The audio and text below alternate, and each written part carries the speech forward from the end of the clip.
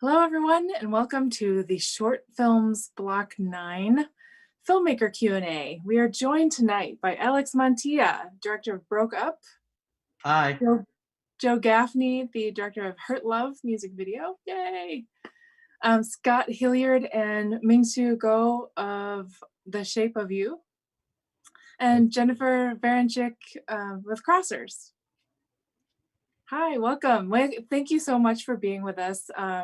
You guys are kind of all over the world. Joe, you're in Vancouver.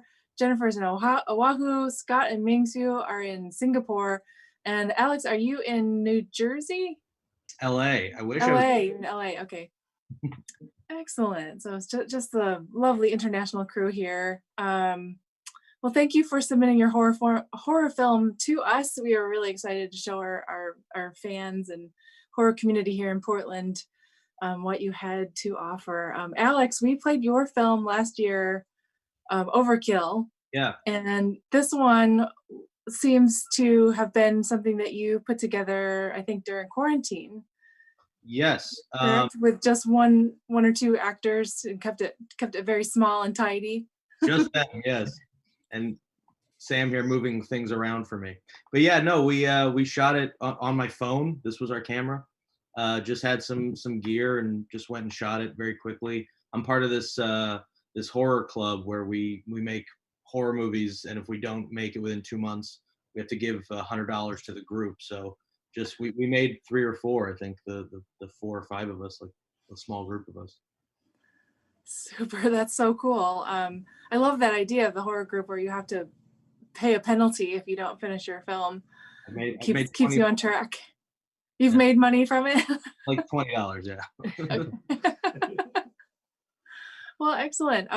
So given the limitations of, COVID and all that stuff, how did you come up with this idea for this particular idea with this woman who looks like she's in her apartment, and then you discover that that's not actually her apartment?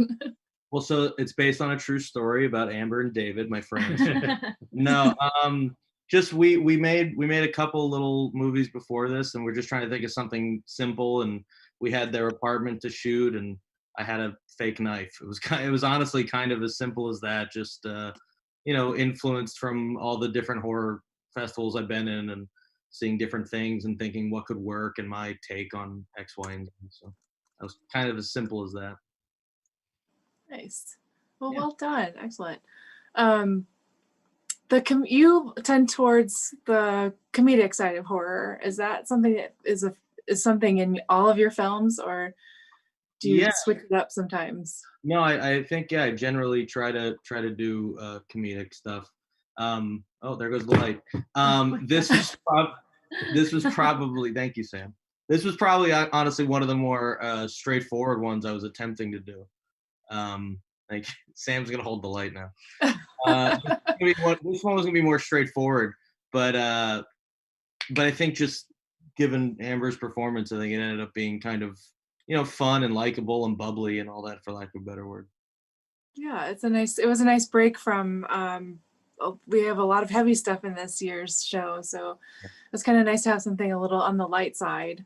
Yeah. And same with Joe, your music video, which is fantastic. We love the aesthetic of it and the look and feel of it. Did you shoot that on actual film, or was that video with After Effects on it? Um, we used a Blackmagic Pocket Cinema camera, fitted with 16mm lenses and shot in 4x3.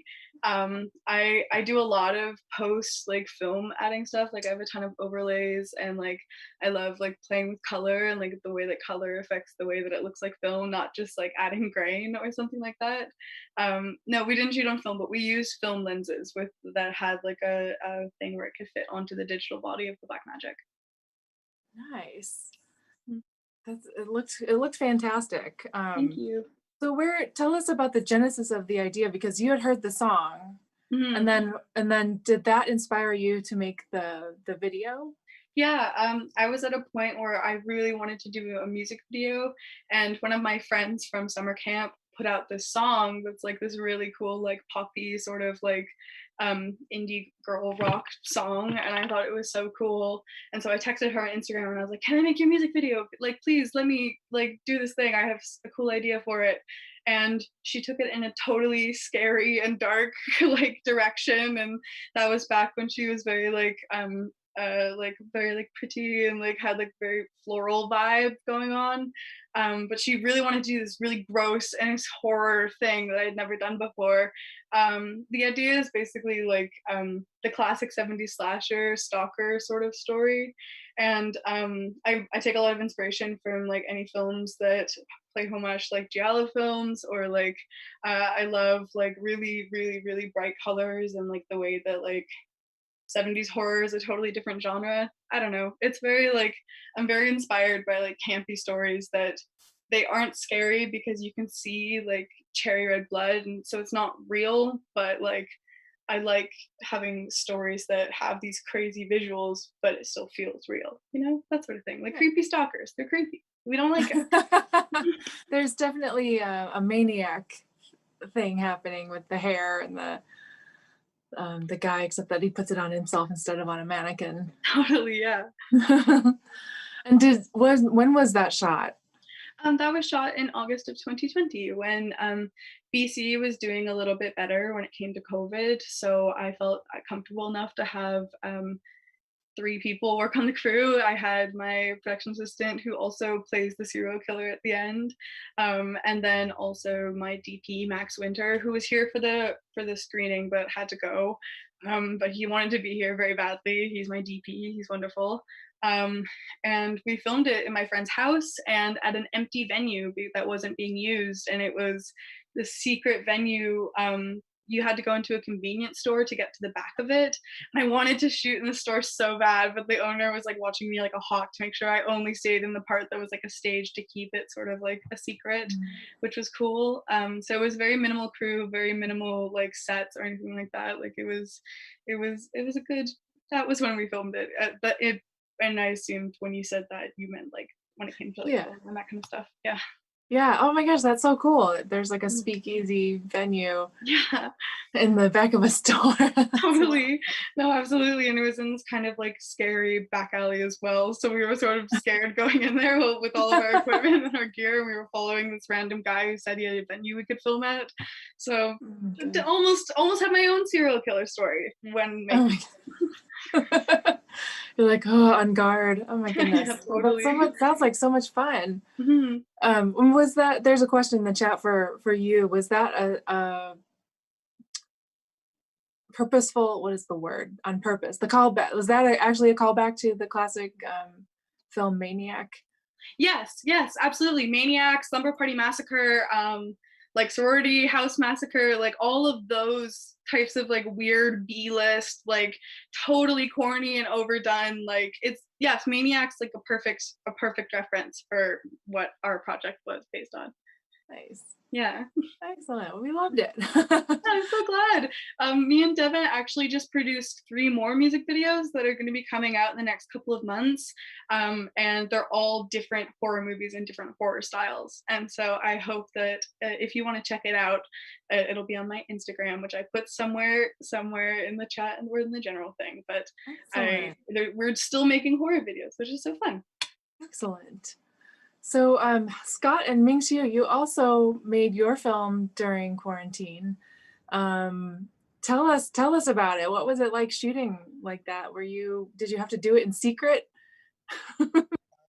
we actually like stick to all the laws and like regulations during quarantine. So like we never actually met the actors face to face. Like it was like through like Zoom and yeah, even like the shoot like the shooting of it, like we actually like basically got the actors to like position the camera, the phone and everything, like, and we gave them like the shot plan and the shot list, and basically like got them to do like all the physical stuff. Yeah. Yeah, I know. I mean, people are talking about black magic and we're like, oh, we just got the actors to shoot it on their crappy phones. Yeah. and turn on their lights for the lighting. Oh my gosh.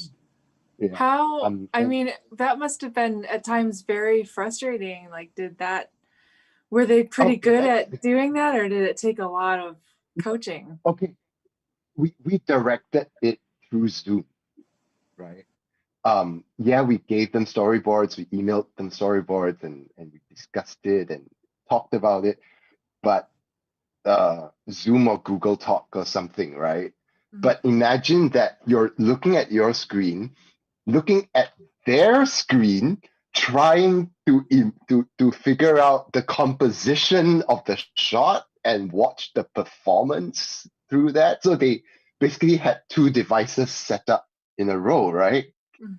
Like their laptop would be facing their phone screen Okay. and they'd be acting on it. And you know, in situations like that, it you kind of have to trust them also. You'd be like, so was that shot in focus just now? And then they go like, let me check. Yeah. And nuances in performance, you're not able to see any of that. You also have to kind of just trust them on it. Oh my gosh. So did you just shoot over one night, or was it several times that you did it? It was two nights. Yeah, it was shot over 2 nights. But And we were taking things very easy because they also had to get up for work meetings and all that. So we Mm. kind of like it was It's 2 like nights, but 4, 3-4 hours 5 hours each night at the most. Yeah, there, but something like that. yeah.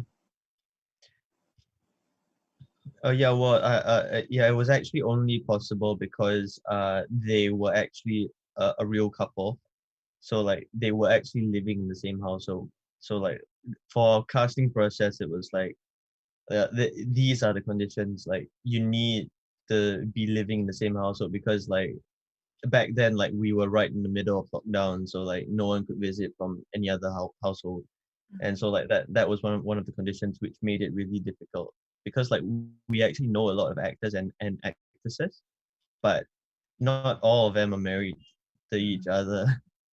All Yeah, living together. Yeah. yeah, living together. Yeah, Oh my Yeah. gosh, And- my mind, my brain is just like, oh my gosh, I can't even imagine how you do that. I mean, well, good for you. Like, round of applause on Thank you. making that happen. That's incredible. thank Oh my you. goodness. I'm gonna Oh, hop and over. Go ahead. Yeah, go ahead. oh, sorry, I just wanted to like gush a little bit about Alex actually. I'm sorry, this is a bit out of topic, but I saw your film last year and just loved it. It was amazing. It got Oh, funnier and wow. funnier, and the effects were mind blowing. Yeah, Thank you. I'm That's really very looking forward to watching yours. Thank you. That's very nice. I'm gonna hop over to Jennifer. Your film Crossers was we really enjoyed that it was a piece of what seemed like lore that we had never seen before. Is that something that's an actual part of Native American folklore or superstition, or is that something that you completely created? I completely created it. I came up with the idea when a ghost hunting show went to the Navajo reservation to film something over there. I actually don't remember what it was that they were filming, but on social media, in the Native American community, there was a lot of talk about whether you should watch it or you shouldn't. There are people that thought it was really great, that it was going to give people a modern look at what a reservation looks like, and just give everyone kind of an updated image. And then there are people that really were against it because it's considered bad medicine and you shouldn't talk about that. You shouldn't be sharing that. That's something that is to be kept internal. So there was a lot of debate about it, and I just kept thinking about it, and eventually I kind of came up with this idea. These two roommates, one, wanted to watch it, and the other one was like, you shouldn't do that. That's kind of how I came up with it. Okay. And then the crosser mythology itself, is that something that you came up with as well? Yeah, it just That's- I'm sure a lot of other writer directors kind of come up with it, like you see it before you actually film it, like you see it in your head before you write it. So I just kept seeing images in my mind of this idea that once you watch it, you kind of now have to join it and you have to make a decision. You can either the crosser will put you in a situation where either you are going to get caught and something's going to happen, you're going to go to jail or something like that, or you can become a crosser. And that was kind of like, that was the decision. You have to decide, like, what are you going to do? And that's yeah, I just made it up.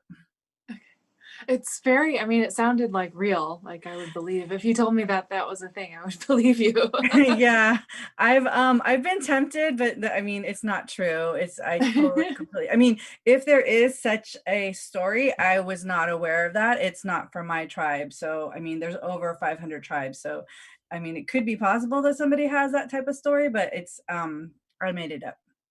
Nice. I really loved the shot when the crosser comes into her room and like rolls over on the bed into her. I was like, ooh, that's really neat. Yeah, what's so funny about that is that that was our guest bedroom. I used to live in Los Angeles, so we shot it at my house in Los Angeles, and I had friends that came over and stayed in that room all the time, and then they were like, "I don't want to sleep there anymore. I want to sleep on the couch," even though they knew it was completely fake. Some of them were even there to film it. They were like, I don't like that room anymore." Oh no. Goodness. And Yeah. with the actors, it looked like one of the actors was also your producer. Yes, Joanna. So she was an actress as well as the producer for the film. In Los Angeles, I was a part of a challenge, collaboration filmmakers challenge. It's a really great opportunity for filmmakers where you have to get help from one person and give help to one person. So it's been going on for a while. So now whole teams like enter. But at that time I was just independent. I didn't really know anybody, and she volunteered to be one of my helpers, and then she ended up coming on as a producer as well. So she volunteered. She wanted to be an actress, but then as we got more involved, she was like, "You need some help." So let me help you produce it. And I'm usually kind of like in the I'm used to doing a lot of things by myself. And so it was really great. It was like the first time that I've ever really worked with someone who was very capable and able to help me as a producer. And it was, yeah, it was really amazing. I really enjoyed working with her. Nice. That's awesome. That's amazing. Like that circle of like helping each other. That sounds incredible. There is a question for, I think that it's for The Shape of You. And the question is, how did you manage to get that final shot with the shadowy face without control over the lighting?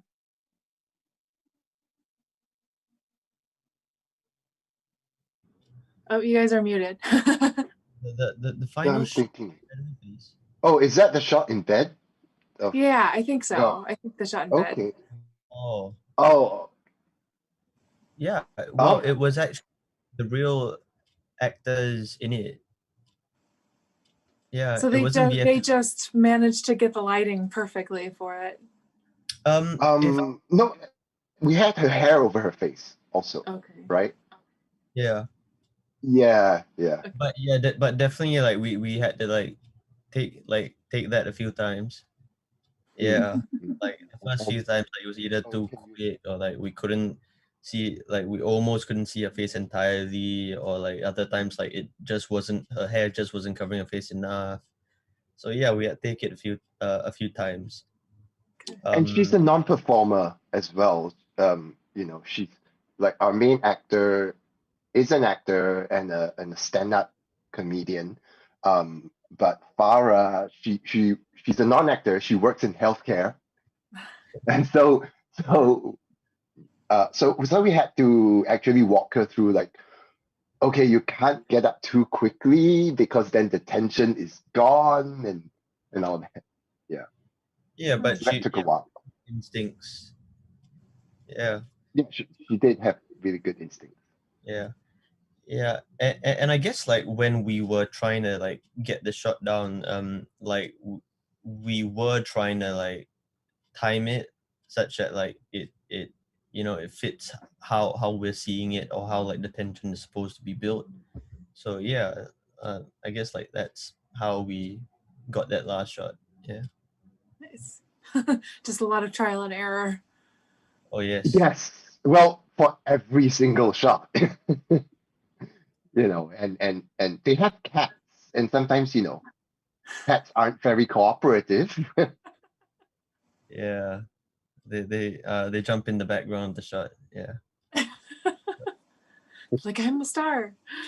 Very Yeah. nice. There's a question for Alex. There was a very psycho-like moment or two and broke up, and were those intentional? Yeah. Love Psycho. I have a poster of it over there somewhere, if you can see it.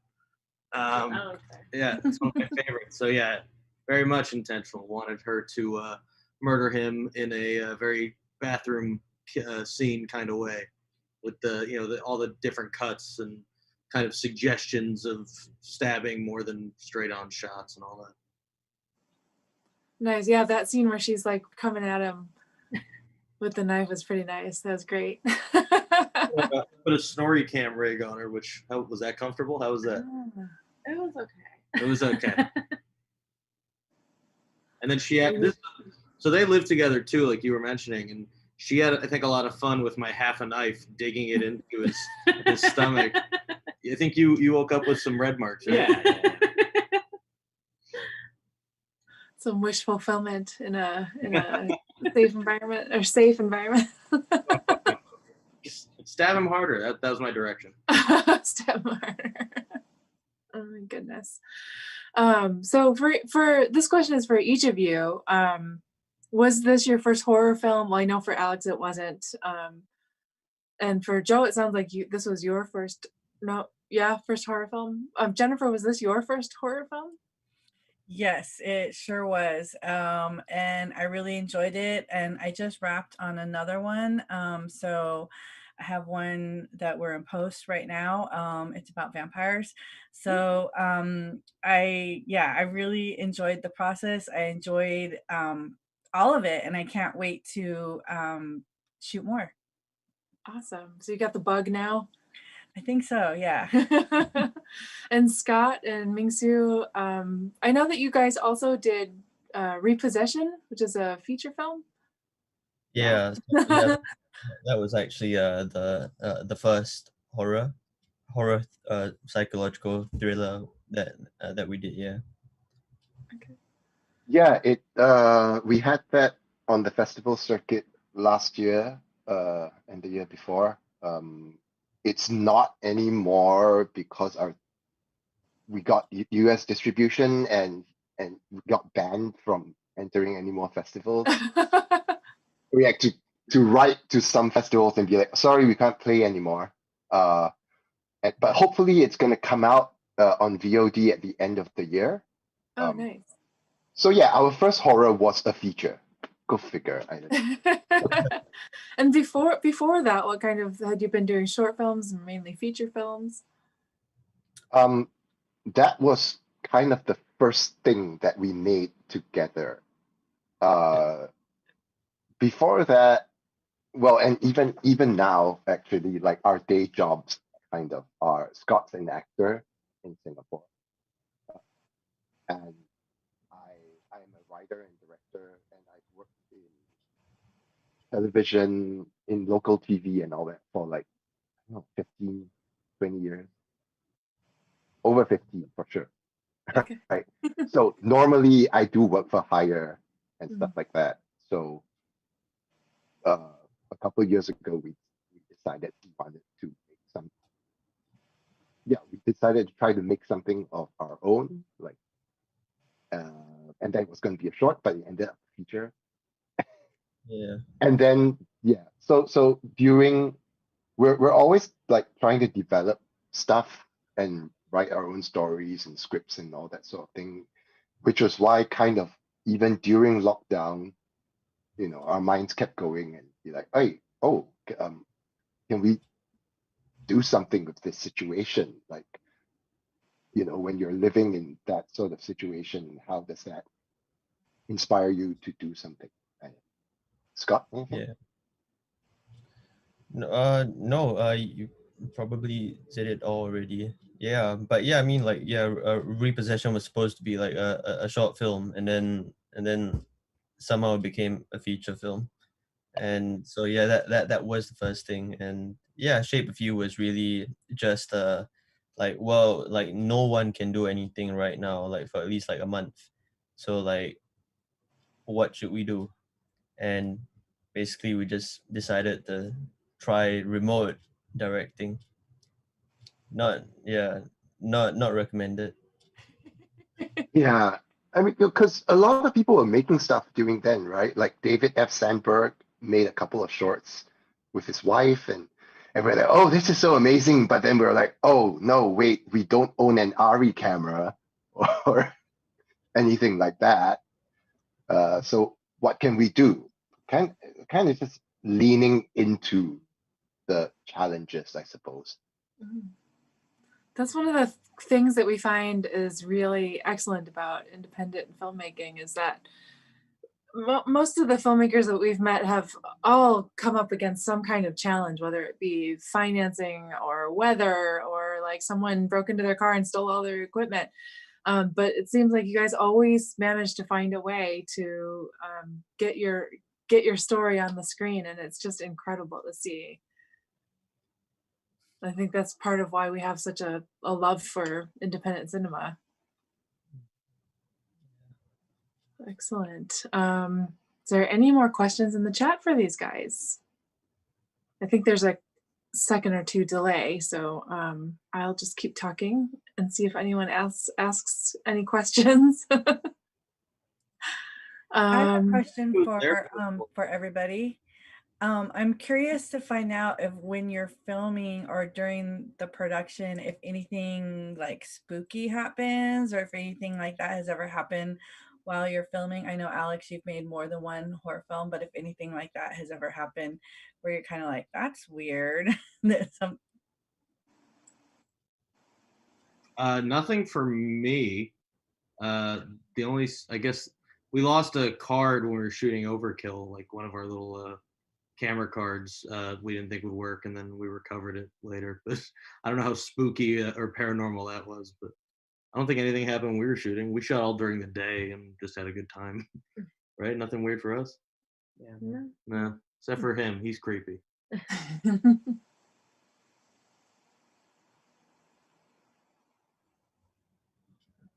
When we filmed Hurt Love, we filmed it in a house that I was taking care of my first month ever living in Vancouver because I had just moved from Salt Spring Island and I was living in my friend's attic for a month while her family went on vacation. And we filmed it there. And the whole thing's like about a stalker. And one day I was coming back home, like, and I was opening the house and there was a man crawling out of the downstairs window out of the house in a house that I was staying in all alone in a city I didn't know anyone in. And I was so scared. And it was that was the scary thing that happened to me when I was filming Her Love. Oh my gosh. Did you call the police? Or did you find out who that guy was? I just like, I was like, oh, maybe it was like someone who knows the family I'm house sitting for. And I texted her and she was like, no, who would be crawling out of the downstairs window? So then the police had a car around the block for like the next couple of weeks. Whoops, my bad. So, ooh. Oh my gosh, that's super creepy. Well, I would love to know from each of you what you're working on next and where everyone that's watching, our audience, can find you on social media or if you have a website so that they can find out what you're doing next. Alex, I'll start with you. So lots of irons in the fire, so to speak. But in that horror group I'm in, you know, every 2 months make a little movie. So maybe you'll see another one of those. And then yeah, I'm on all social media as AK Montilla, Montilla. You can find them on there too, I'm sure. Awesome. How about you, Joe? Where can people find your work on the internets? You can find me at jo.gaffney on Instagram and on YouTube. I don't post, like, I post pretty randomly on my YouTube channel, but like the next couple of things are going to be really cool that are coming out from me. We have a set of 3 horrors. You see someone's chest get ripped open. You see someone with a finger growing out of their forehead, and she cuts off all the fingers of her boyfriend and makes them into a crown to wear with the finger on her forehead. And then the next one is about a girl who gets dragged down to hell, but hell is just an indie rock show. And it's pretty fun. It's pretty fun. It's gonna be some fun stuff. So I think that we're all tagged also in an Instagram thing that you guys posted. So I think all of our Instagrams should be there too. So I will be doing a little following spree. You're all lovely. Thank you so much for having me. And Scott? Well, basically on this Instagram. Oh wait, Mingxiu's got the This card. works. Yeah. Yeah, I you gotta wrote bring. like everything down. Put it closer to your camera. Okay. I'm afraid that it'll like Up. disappear. Yeah, too close. Oh. There we go. That's good. Okay. Okay. Yeah, so well, individuals well, for me it's Scott C. Hilliard, and for Mingxiu it's Go Mingxiu. And for Repossession, it's on Instagram it's Repossession Film, Twitter it's Repossession SG, and Facebook we have Repossession and Monkey and Boar and or Go Mingxiu. Yeah. So Yeah. Facebook, Instagram. Yeah, we don't have one for our short film because we kind of just like, it's hard enough to get followers, and we did that for our feature. So we're like, let's just use that account because otherwise we're going to go crazy. Yeah. Sure. We understand. And Jennifer, where can people? Yeah, go ahead. Sorry. Oh no, Jennifer first. I'll ask again later. Okay. Jennifer, where can people find you on social media, or do you have a website where people can see what you're working on next? I'm on Instagram at Native Muse with the underscore in between, and then on TikTok at Native Muse, no underscore, just Native Muse. And that's the name of my production company, Native Muse Productions. And I have a drama coming out called In Our Own Hands, and it's on, I just started submitting it to the festival circuit. I'm really excited about it. It's about missing and murdered Indigenous women. And one of my friends actually said, no, it is a horror film because it's about what has happened to the Indigenous people since colonization, which has been a travesty and a horror. So yeah, that's what I'm working on at Native Muse, and I'm just really excited about getting it out there and meeting more folks. I love to network with other filmmakers. I feel like no one can really understand a filmmaker like another filmmaker. Very true. And Mingxiu, did you have another question? Yeah. No, because this is kind of like an answer to the ghostly question just now. Like it's a fairly long story. Like, do we have time for that? Sure. Go ahead. Go for it. Okay. It wasn't during the shooting of this short film, which was quite smooth and all that, but it was during our feature. And we had a scene where it was set in a playground that was pretty old, something like 40 to 50 years old playground in Singapore. One of the last playgrounds of its kind. And we basically had to go there like 3 times in order to get the scene done. Because every single time we would reach there and unpack everything, and then it would start pouring rain. And after the third time we finally managed to shoot it, but after that, our production manager came to us and she was like, okay, so I didn't want to tell you this before, but the reason that we couldn't shoot the last 2 times was that there was a spirit here that basically took a liking to one of the actors in the scene. Like the spirit was a little boy, and the actor was kind of like an older teenage boy, and he liked this big brother so much that like he just tried to get us to coming back, and he would just like ride around on the actor's shoulders. Like, have you seen Shudder? Yeah. Probably. You're freaking me out. So the third time somehow she managed to get someone down on set whose sort of presence kind of countered that, and then finally it worked out. So yeah. Oh my gosh, that is So sorry, wild. little boy. What's that? Oh no, yeah, no. So like what? So what? We're sorry to the little boy. Like yeah, his favorite big brother isn't there anymore. Yeah. But we got our scene though. Yeah. Yeah. Oh my And goodness. I don't know whether it's like a Southeast Asian thing or whatever, but we're just like, oh yeah, ghosts, yeah, they're there. We just gotta figure out how to work around them. I think it happens on other sets too, but I think we're, as Americans, we're more suspicious or not so willing to believe that kind of thing. Not as in touch with the things beyond the veil. Unless you And go to New Orleans. I said, unless you go to New Orleans, they believe it there. oh yeah, yes, that is true. There are parts of the country that are absolutely steeped in supernatural traditions. And with that, I think that we can wrap this up. And if you guys want to stop by the Discord server, which is everyone else who's watching on YouTube can see it at the bottom of their screens, but the Discord server is bit.ly/PHFF Discord, if you're not already in there. And there's the August 3rd Shorts 9 and Greywood's Plot text channel. Sometimes people pop in there because not everyone's watching at the same time, and they'll pop in there and make comments and ask questions and things like that. So stop in and see what's going on every now and then, and maybe you can answer people's questions and interact with the audience there. So thank you again, Alex, Joe, Scott, Mingsu, Jennifer, for being with us at the Portland Horror Film Festival.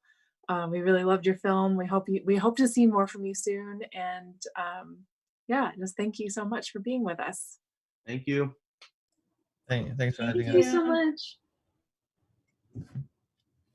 Thank you all. Okay, don't go anywhere.